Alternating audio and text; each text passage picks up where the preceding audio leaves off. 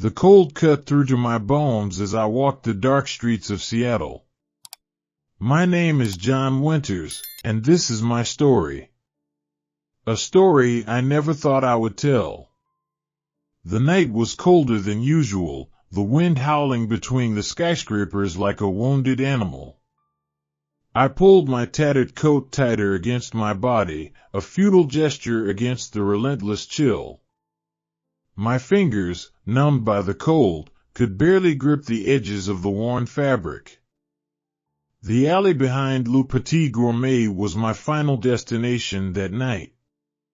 I knew the dumpsters behind that fancy restaurant usually held scraps that, for me, would be a feast.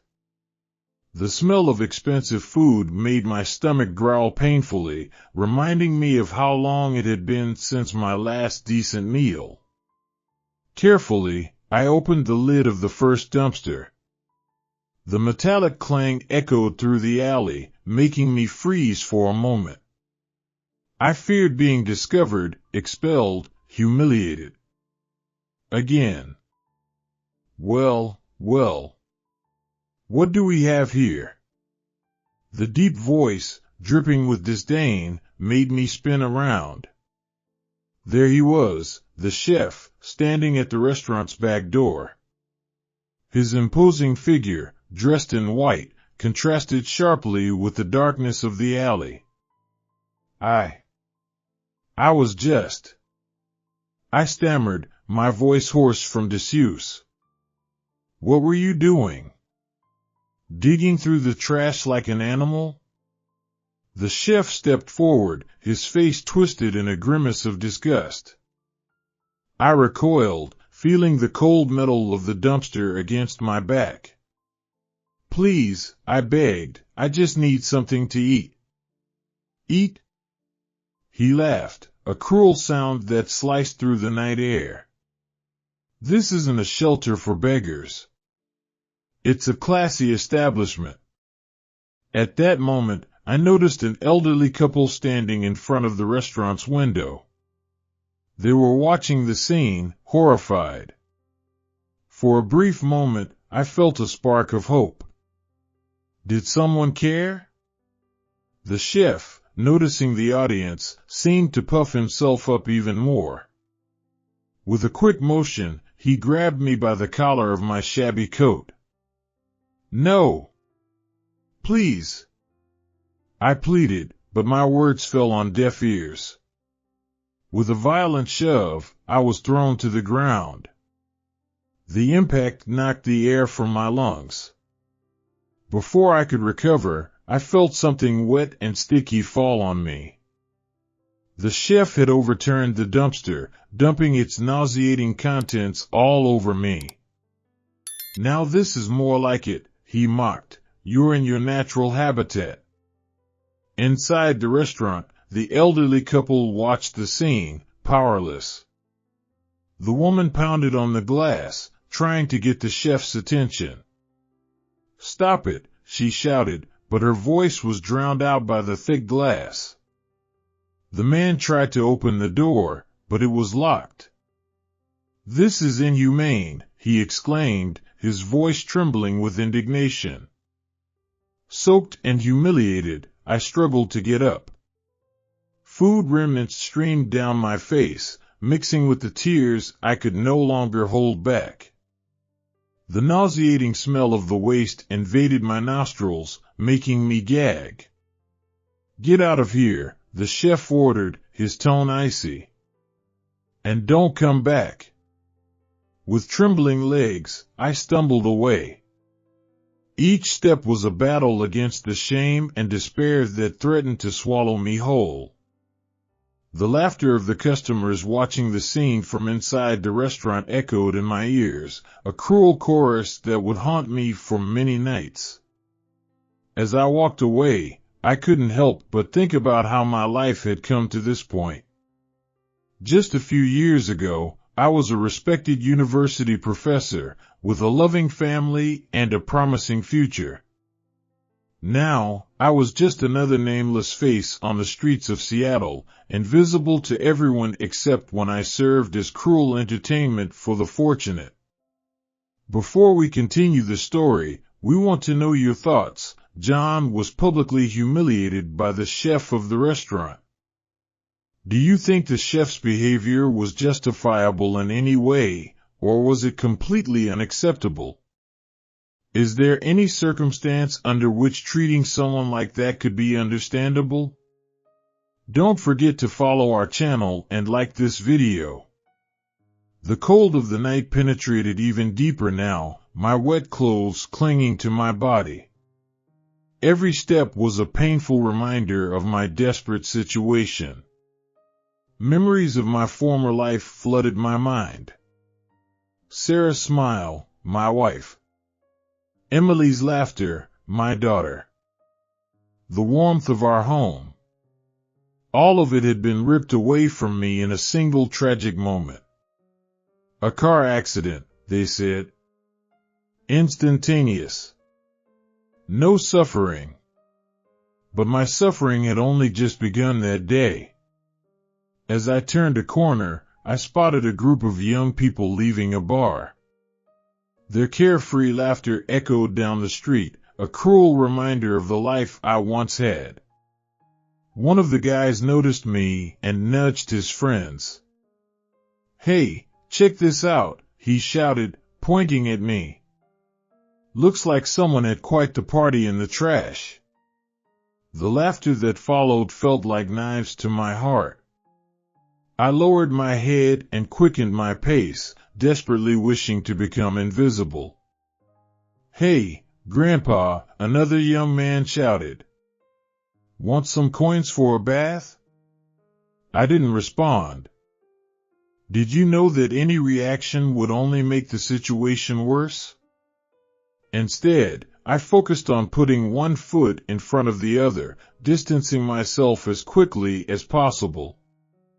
Finally, after what felt like an eternity, I reached my home, a gap between two abandoned buildings, shielded by a piece of cardboard and some tattered blankets.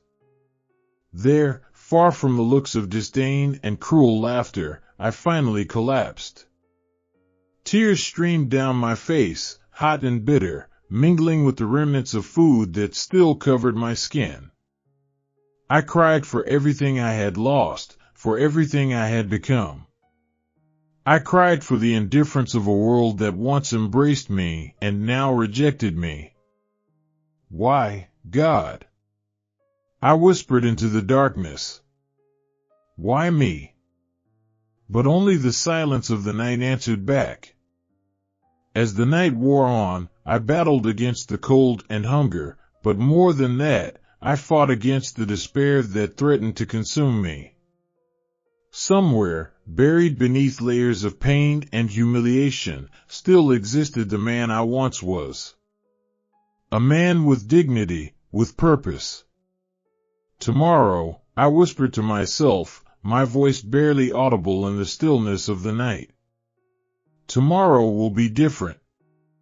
But as sleep finally claimed me, I couldn't imagine how my life was about to change. Fate, in its infinite irony, had plans for me, John Winters. Plans that would not only transform my life, but the life of an entire city. And so, while Seattle slept, unaware of the drama unfolding in its shadows, I dreamed. I dreamed of a world where no one was invisible, where compassion outweighed cruelty. A world that, unbeknownst to me, was about to become my mission to build. On that cold and solitary night, I was just John Winters, a homeless man, an invisible man. But tomorrow held surprises I couldn't foresee. And with that thought, I let sleep take me, hoping that somehow the new day would bring a chance for redemption. The night following my humiliation at Le Petit Gourmet was equally cold, but something in the air felt different. Perhaps it was just my imagination, desperate for a glimmer of hope. As I walked through the familiar streets, I heard a sound that stood out from the usual city noise, muffled sobs. Turning a corner, I saw a young girl huddled against the wall of a building, trembling from cold and fear. "Hey," I called softly, not wanting to startle her. "Are you okay?" She looked up, her eyes red and swollen from crying. I don't know," she replied, her voice shaky. I approached slowly, feeling a strange connection to this lost girl. "My name is John." "What's yours?" "Emily," she whispered. The name hit me like a punch. Emily, like my daughter. I swallowed hard, pushing away the painful memories. "Did you run away from home, Emily?" She nodded, new tears rolling down her cheeks. I sat down next to her, ignoring the chill of the concrete. I took out the last piece of bread I had managed to scrounge earlier. "Here," I offered. "It's not much, but it will help." Emily looked at the bread and then at me, hesitant. "But what about you?" I shrugged, trying to smile. "I've been through worse." She took the bread, broke it in half, and handed me a piece. The simple gesture almost made me cry. As we ate in silence, I began to talk. I told her about my previous life, about the tragedy that led me to the streets. I spoke of loneliness, despair, but also of the small acts of kindness I sometimes encountered. "How do you keep going?" Emily asked, her voice barely a whisper. "Honestly? Sometimes I don't know," I replied. "But each day is a new chance. And maybe, just maybe, tomorrow will be better." Emily was silent for a moment, then said, "You know, I always wanted to work helping people. But my dad, he has other plans for me." "And what do you want?" She smiled for the first time. "I want to make a difference. Like you did for me today." I felt a warmth in my chest that had nothing to do with the bread. "You're already making a difference, Emily. Just by caring." We talked until dawn broke. When the first rays of sunlight touched the streets, Emily stood up. "I need to go home," she said. "But before I leave, I want to do something to help you." I shook my head. "You don't have to, Emily. There are people who need it more than I do." She smiled, a smile that painfully reminded me of my own Emily. "Everyone deserves help, John. Including you." As I watched her walk away, I felt a mix of sadness and hope. Emily had reminded me that even in the darkest circumstances, there is still goodness in the world. I stood up, my bones protesting, and faced the new day. I didn't know what it would bring, but for the first time in a long time, I felt a spark of hope. Little did I know that this spark would soon turn into a flame that would change everything. My name is John Winters, and my story is one I never imagined I would tell. A few years ago, I was a respected sociology professor at the University of Washington. I had a loving wife, Sarah, and an adorable daughter, Emily. My life was perfect. Until it wasn't anymore. "Professor Winters, do you have a moment?" A colleague approached me after class. "Sure, what's up?" His face was pale. "It's about your family. There's been an accident." The world collapsed in that instant. Sarah and Emily, my entire life, ripped away from me in the blink of an eye. "A drunk driver," they said. They didn't even see what hit them. The days that followed are a blur in my memory. I vaguely remember the funeral, the pitying glances, the empty words of consolation. "John, you need to take care of yourself," a friend said, concerned. But I couldn't. The pain was unbearable. I began to skip classes, isolating myself. Alcohol became my only companion.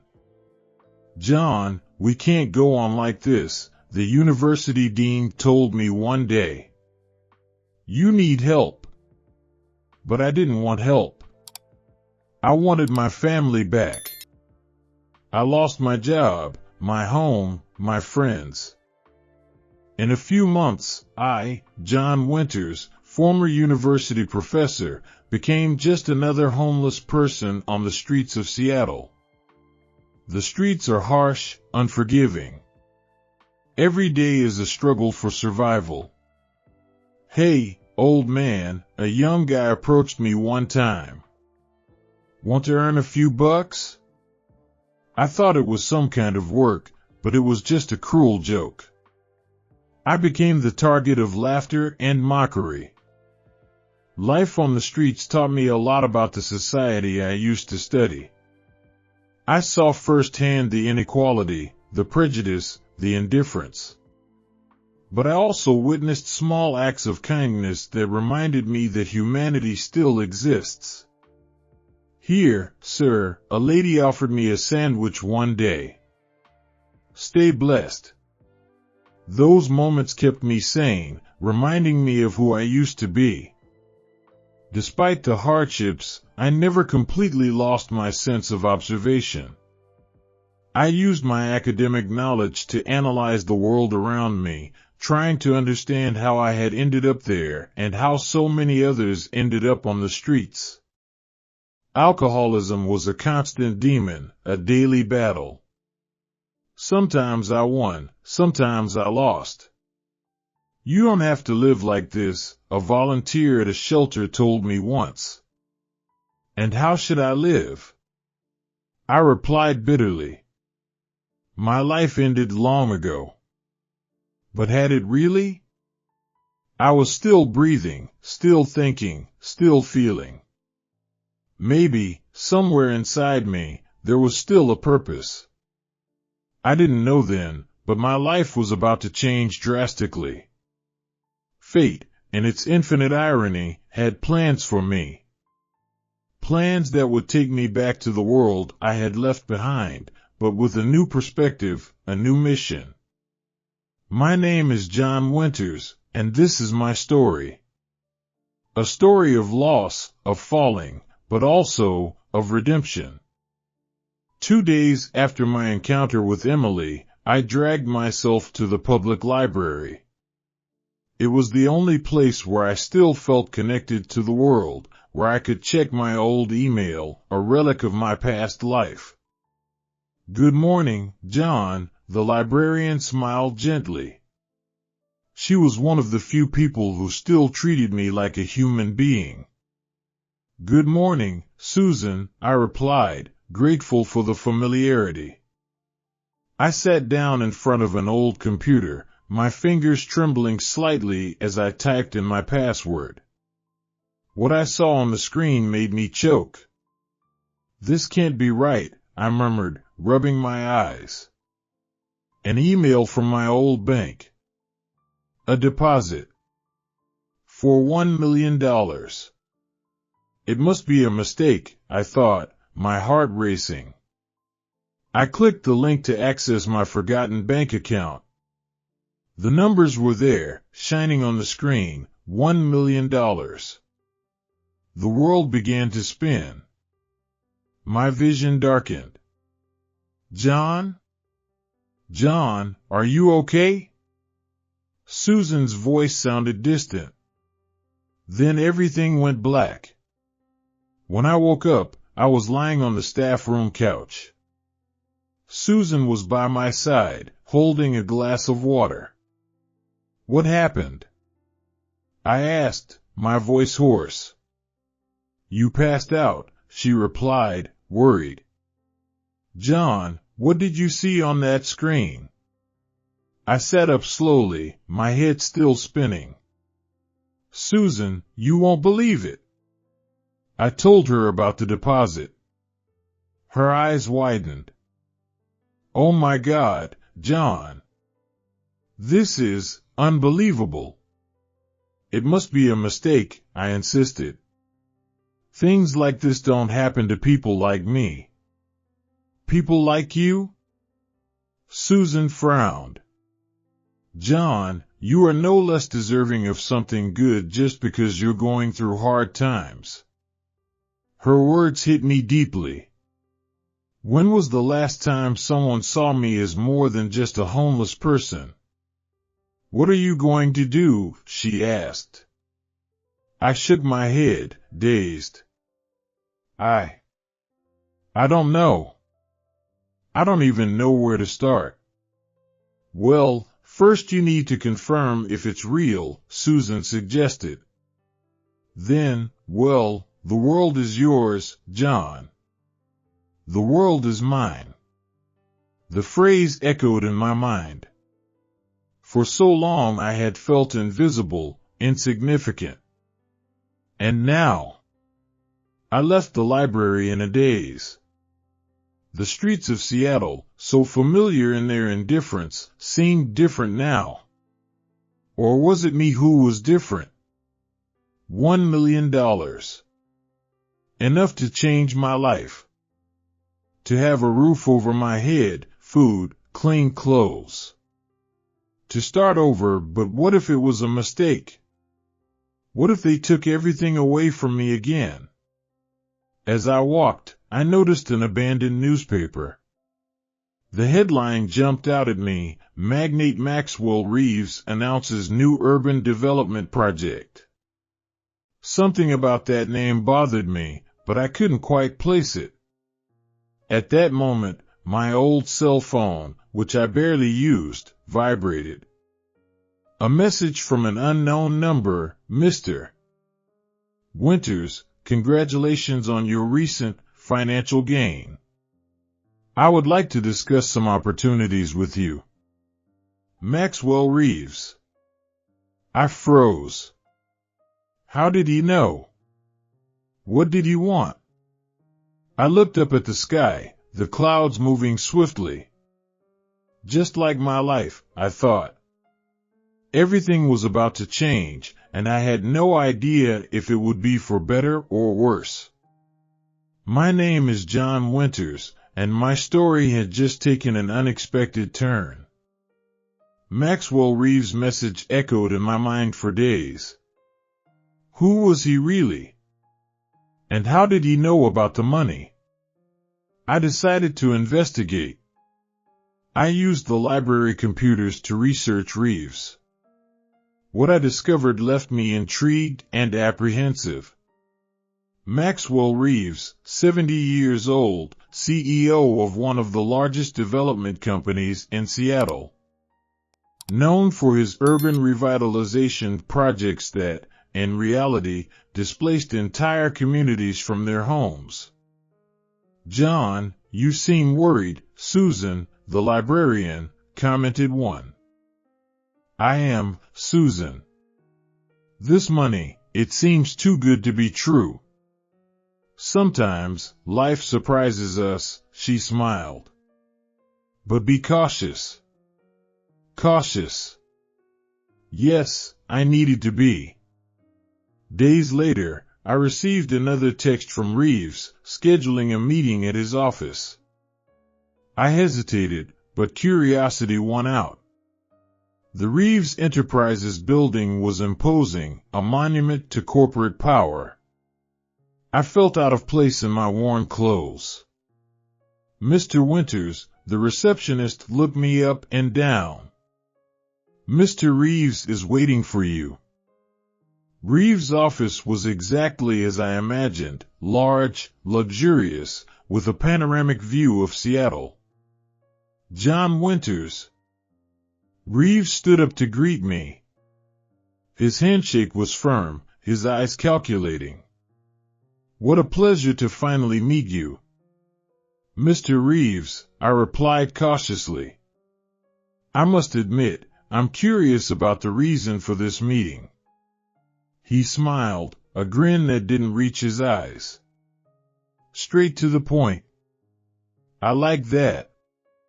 Well, John, may I call you John? I'm interested in a partnership. Partnership? I raised an eyebrow. What kind of partnership could a man like you want with someone like me? Reeves leaned forward. You have something I want, John. Influence. I almost laughed. Influence? I'm homeless. Was, he corrected. Now, you're a success story. Imagine, ex-homeless man uses fortune to help the needy. People would love that. I began to understand. And where do you fit into this story? Simple. You use part of the money to support my development projects. In return, I offer my business expertise, connections, protection. Protection. The word hung in the air, laden with veiled threat. And if I refuse? I asked, trying to keep my voice steady.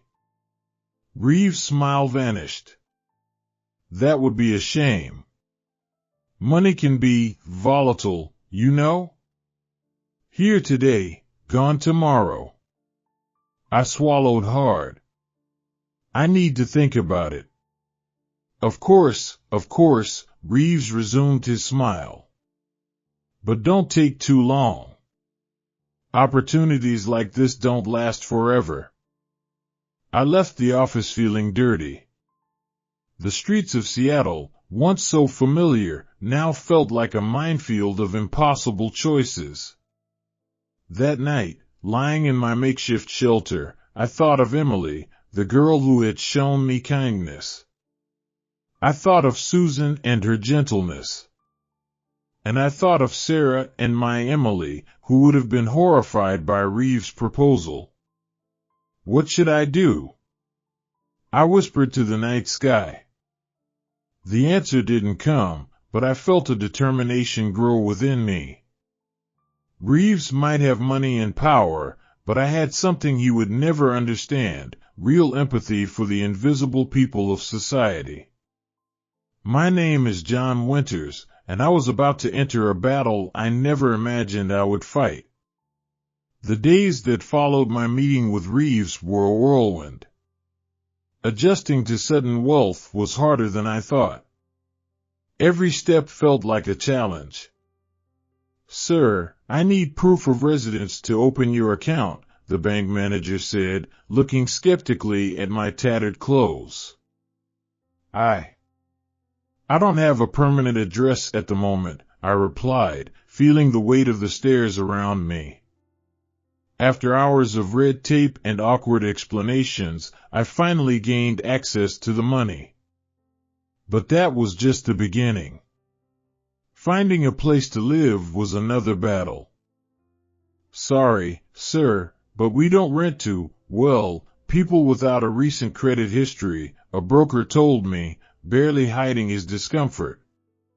Each obstacle reminded me of how invisible I had become to society. The irony of having money but being treated like a pariah did not escape me. One night, while walking through a park where I used to sleep, I ran into Mike, an old acquaintance from the streets. John? Is that really you? Mike's eyes widened. Man, you look different. I smiled sadly. A lot has changed, Mike. I came into some money. Seriously? That's great, man. He hesitated. Hey, you wouldn't have a few bucks to help me out, would you? I felt a knot in my throat. Of course, Mike. In fact, I want to do more than that. In the following days, I tried using my money to help other homeless people. I bought meals, clothes, and even tried to rent hotel rooms. But soon I hit a wall of bureaucracy and prejudice. "Sir, we can't allow you to bring these people here," a hotel manager told me. "We have a reputation to uphold." Frustrated, I decided to seek legal help. That's when I met Sarah, a young lawyer specializing in civil rights. "John, what you're trying to do is admirable," Sarah said after hearing my story. "But you're up against years of discriminatory policies and systemic neglect. So, what can I do?" I asked, desperate. Sarah smiled. "We can start by suing the city for civil rights violations, using your case as a starting point for broader changes." As we discussed strategies, I felt a spark of hope. But then, my phone rang. It was Reeves. John, his voice sounded dangerously smooth. "I heard you've been causing some trouble. That's not very smart, you know?" A chill ran down my spine. "What do you want, Reeves?" "Just a reminder of our conversation. It would be a shame if something happened to your new financial status." I hung up, my mind in turmoil. Reeves's threats were real, but the need to make a difference was stronger. I looked at Sarah, who was watching me with concern. "Is everything okay?" she asked. I took a deep breath. "No, it's not. But it will be. We have work to do." In that moment, I realized my struggle was just beginning. It wasn't just about me or the money. It was about all the invisible people I had left behind. And I was determined to make them visible, no matter the cost. Reeves's threats were not empty. As I became more vocal about the injustices I had witnessed on the streets, things began to get dangerous. One morning, I woke up to the sound of glass breaking. I rushed to the small living room of the little apartment I had rented and found a rock on the floor, wrapped in a note, "Shut up or things will get worse." "John, this is serious," Sarah, my lawyer, said when I showed her the note. "We need to go to the police." I shook my head. "And tell them what?" "That a billionaire is threatening me because I'm helping the homeless?" Sarah sighed. "I understand your frustration, but we need to document everything." While dealing with the threats, I continued my work. I formed unlikely alliances, former homeless individuals who had turned their lives around, community activists, even some investigative journalists. Mr. Winters, a young reporter, approached me after a press conference. "Is it true that you're investigating Maxwell Reeves's urban development practices?" I hesitated for a moment. "I'm investigating any practices that harm TH. My apartment was vandalized again. I received late-night calls. But the worst was yet to come. One day, while watching TV, I saw my face plastered across all the news channels. Former university professor John Winters, who recently gained notoriety for his sudden wealth and activism, is being accused of fraud, the anchor announced. My blood ran cold. It was a blatant lie, but I knew who was behind it. "John, don't panic," Sarah told me over the phone. "We'll fight these accusations." But the damage was already done. People who had once supported me now looked at me with suspicion. Some partners withdrew. Determined not to give up, I decided to use my resources to dig deeper into Reeves's affairs. I hired private investigators, sifted through public records, and followed leads. "John, look at this," Mike, a former homeless person who had become my assistant, showed me some documents. It seems Reeves has ties to local politicians. There are indications of bribery. As we dug deeper, the extent of the corruption became clear. It wasn't just Reeves, it was a network that extended into the city government. One night, while working late in my makeshift office, I heard a noise. Before I could react, I felt a blow to my head. Everything went dark. I woke up in a hospital, with Sarah by my side. "John, thank God," she whispered. "I thought we had lost you." What happened?" I asked, my head throbbing. "Someone broke into your office. They took all the documents." I closed my eyes, feeling the weight of defeat. But then, an idea emerged. "Sarah," he said slowly, "what if this is exactly what we needed?" She looked at me, confused. "They're desperate," I explained.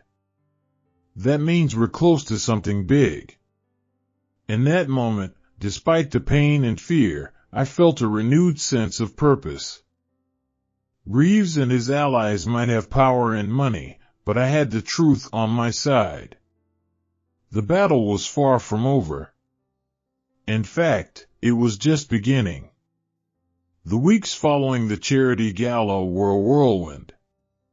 Seattle was in shock from the revelations, and I found myself at the center of a media storm.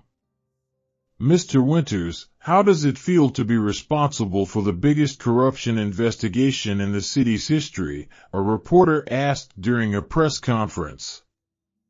I took a deep breath before responding. "I don't feel like a hero. I feel like someone who finally had the chance to do the right thing." The federal investigations deepened, uncovering a web of corruption that extended far beyond Reeves. Politicians, businessmen, even some community leaders were implicated.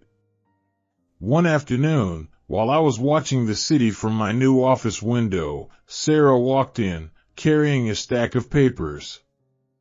"John, we have a decision to make," she said, her expression serious. "The money you received, technically, it's still the proceeds of illegal activities." I nodded, having already considered this. "What do you suggest?" "Legally, the best option would be to return everything." "But..." She hesitated. "Think of all the good we could do with that money." I fell silent for a moment, considering all the faces I had seen on the streets, all the stories of struggle and hopelessness. "Sarah," I finally said, "let's do the right thing. Let's return the money." She looked surprised. "Are you sure?" I smiled. "Absolutely. But we won't stop there. We'll use all this attention, all this momentum, to create something lasting." In the days that followed, we worked tirelessly. I created a foundation dedicated to combating homelessness and promoting social justice. I used my new platform to educate, challenge prejudices, and inspire change. One afternoon, I received an unexpected visitor. It was Emily, Reeves' daughter. "John," she said, looking nervous. "You have nothing to apologize for, Emily," I replied. "You did the right thing." She smiled sadly. "Still, I feel like I need to do more. I want to help with your foundation, if you'll have me." I shook her hand, feeling a wave of gratitude.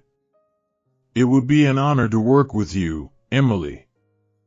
The most surreal moment came when I was invited to give a lecture at the University of Washington, my alma mater. As I stepped up to the podium, I looked out at the audience filled with students and professors. Some faces I recognized from my previous life. A few months ago, I was invisible to most of you. A homeless person, someone to be avoided or ignored. Today, I'm here not because I'm different, but because I had the opportunity to show that every person, no matter their situation, has value and dignity.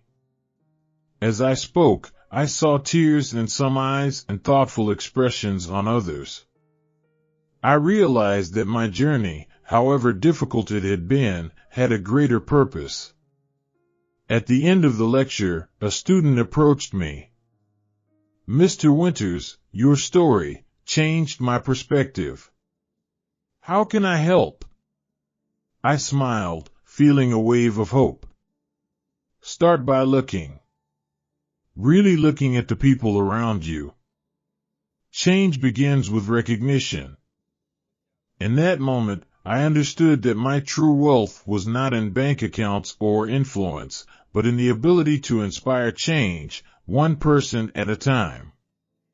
The sun was setting over Seattle, painting the sky in shades of orange and pink. I stood in front of Le Petit Gourmet, the restaurant where, not long ago, I had been humiliated and treated like trash. Today, the doors open to a new era. "Are you ready, John?" Sarah asked, placing a hand on my shoulder. I nodded, a lump in my throat. More than ever. Together, we stepped into the transformed restaurant. Where there had once been expensive tables and ostentatious decor, there was now a welcoming, inclusive space.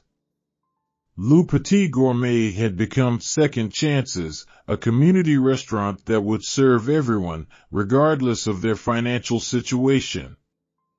Mike, my old companion from the streets and now the manager of the place, greeted us with a wide smile.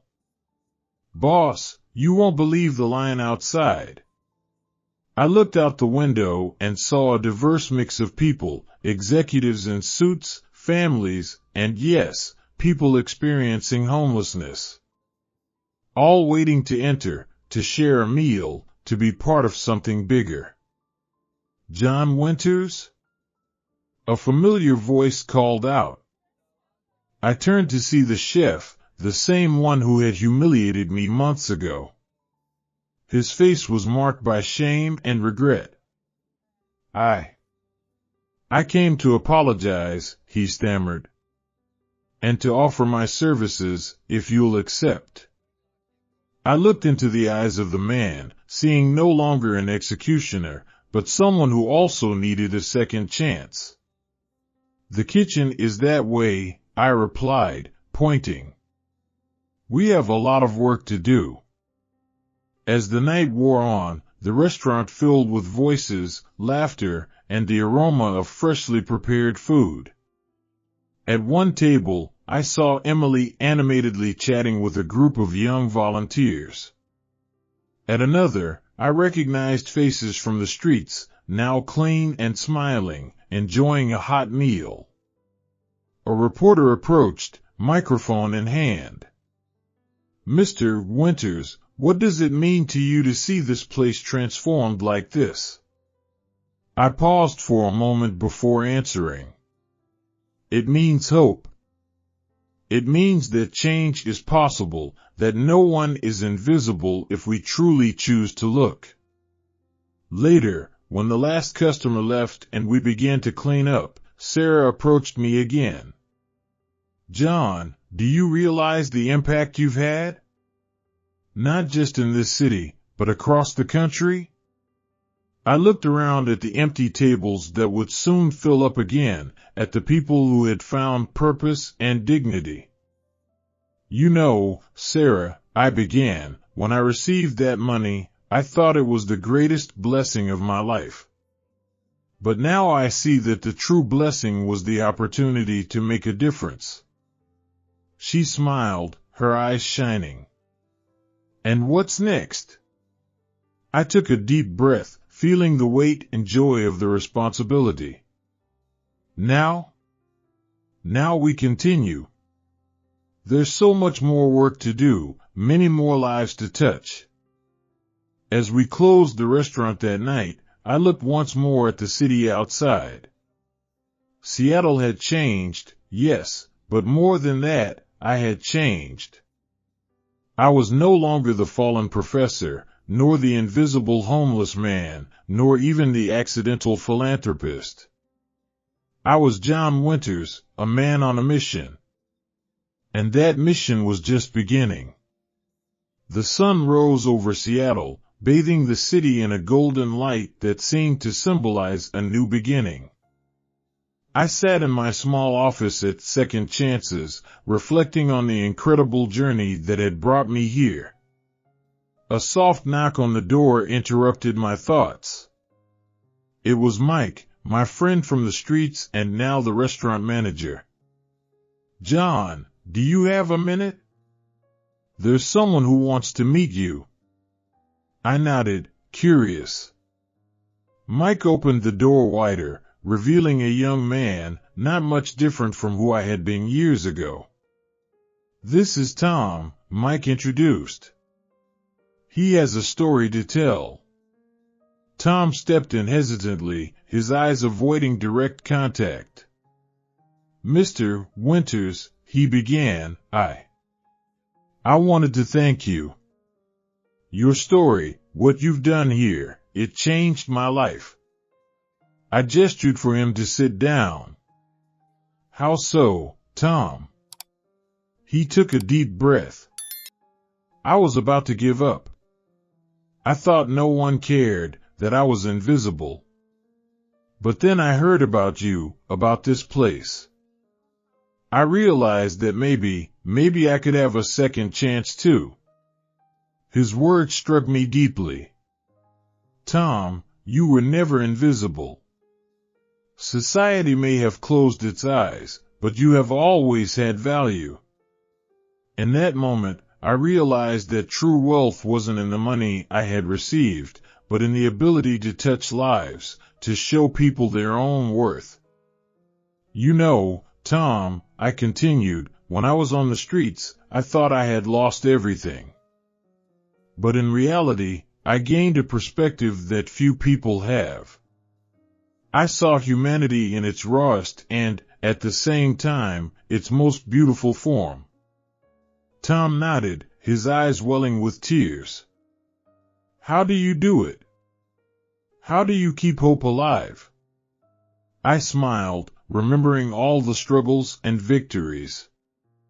"Hope, Tom, isn't something you find. It's something you create. Every small act of kindness, every outstretched hand, every shared smile, all of that builds hope." At that moment, Sarah walked into the office, carrying some papers. She paused, sensing the emotional atmosphere. "Sorry, I didn't mean to interrupt," she said. "No, please, come in," I replied. "Sarah, this is Tom. He reminds us why we do what we do."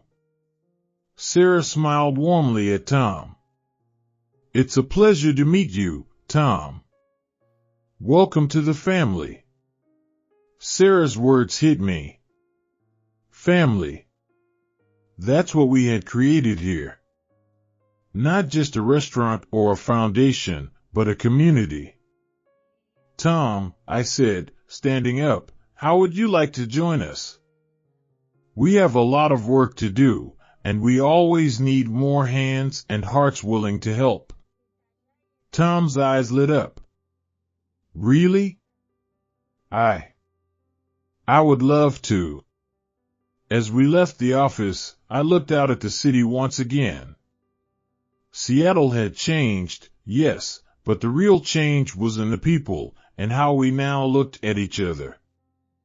I realized that true wealth isn't in bank accounts or material possessions. It's in compassion, and the courage to fight for a fairer world, and in the ability to see humanity in every person, regardless of their circumstances. My name is John Winters, and my story isn't about a man who became rich. It's about a community that learned to see, to care, and to act. And I hope this story is just beginning. So, what did you think of John Winters' journey? Do you believe that stories like this can truly inspire change in society? Share your thoughts in the comments. Don't forget to follow our channel for more impactful stories like this one. Like this video and leave your comment. Your perspective on this narrative is very important to us.